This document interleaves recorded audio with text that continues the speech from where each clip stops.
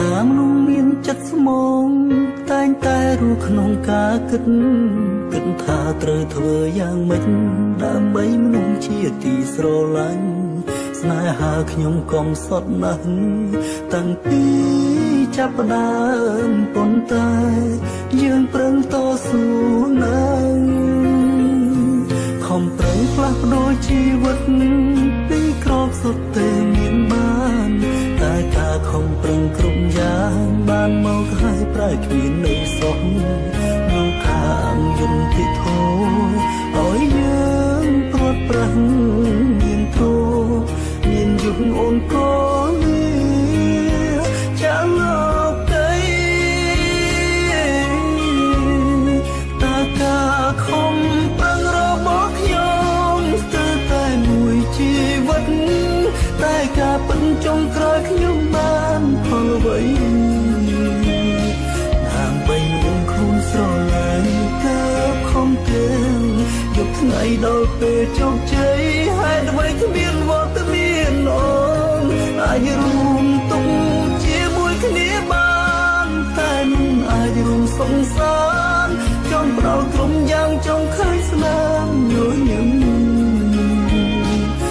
ឆាំចាចូលបងលេងមកខ្ញុំស្រែករោគមុំគេទៅយួរទ្រពធនអ្នកជួយខ្ញុំឡើងបាន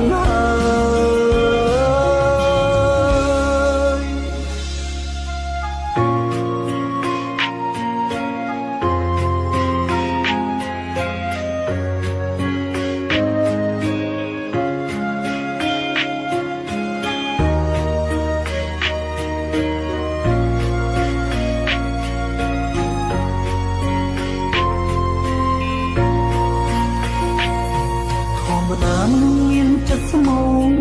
តែងតែรู้ក្នុងការគិត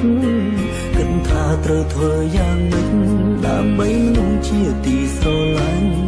ស្នេហាខ្ញុំកំសត់ណាស់តាំងពីចាប់ផ្ដើមប៉ុន្តែយើងប្រឹងតស៊ូណាស់ខំប្រឹងផ្លាស់ប្ដូរជីវិតពីក្រោកសុទ្ធតែមានបានតែការខំប្រឹងគ្រប់យ៉ាងបានមកហើយប្រែគ្មាននៃសោះលោកខាងយន្តទីធោឲ្យយើងព្រាត់ប្រាំងមានធោមានយុគអូនកូននេះចាលោកទៅតាការខំប្រឹងរបស់ខ្ញុំស្ទើរតែមួយជីវិតតែការពិតចុងក្រោយខ្ញុំបានផលអ្វីដើម្បីមានខ្លួនស្រឡាញ់តែខំទាំង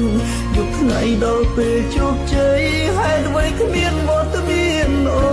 នអាចរួមទុកជាមួយគ្នាបានតែមិនអាចរួមសង្សារចង់ផ្ដល់ក្រុមយ៉ាងចង់ឃើញស្នាមញញឹមឆាំចាចូលបងលេងមកខ្ញុំស្រែករោគមុំគឺទៅយួរទ្រពធនអ្នកជួយខ្ញុំលែងបានហើយគឺទៅយួរទ្រពធនអ្នកលែងមានន័យទៀតហើយ